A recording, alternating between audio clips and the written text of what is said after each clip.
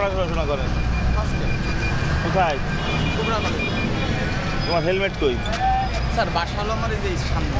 তুমি এটা কি হাইওয়ে রোড না? হ্যাঁ হাইওয়ে রোডে তুমি হেলমেট ছাড়া আসলা কেন?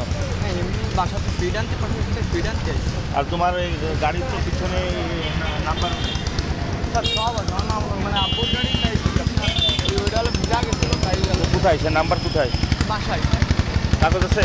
সব আছে, কাগজ নাই খালি কাগজও নাই?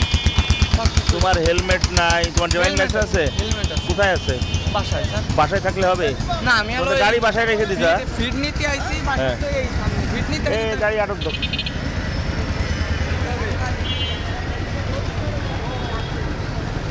আমি আমার বাসায় গাড়ি নিয়ে যাও।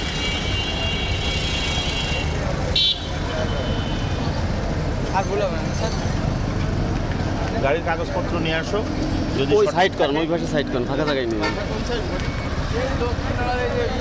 আপনার বেদবাড়ি স্কুল না ওইখানে এসে বল গাড়িটা ঠেলে নিয়ে আসো।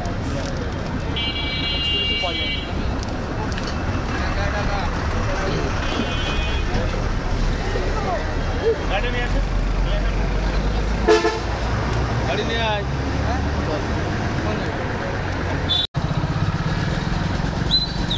নিয়ে আসে আপনার অফিসে দিবেন না?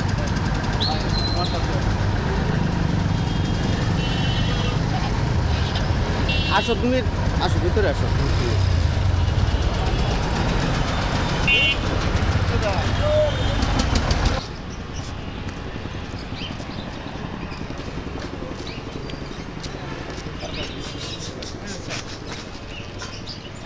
হ্যালো সালামালাইকুম।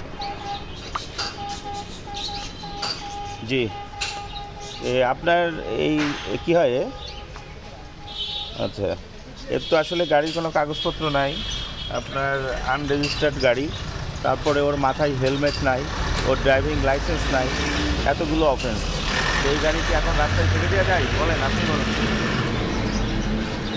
আচ্ছা ঠিক আছে, আপনি ওকে বলেন ওর গাড়ির কাগজপত্র সব পেপারস নিয়ে আসুক, তারপরে আমি এটা দেখছি, তারপরে যতটুকু আইনগত সহায়তা দেওয়া যায় আমি দিব। ঠিক আছে? আচ্ছা।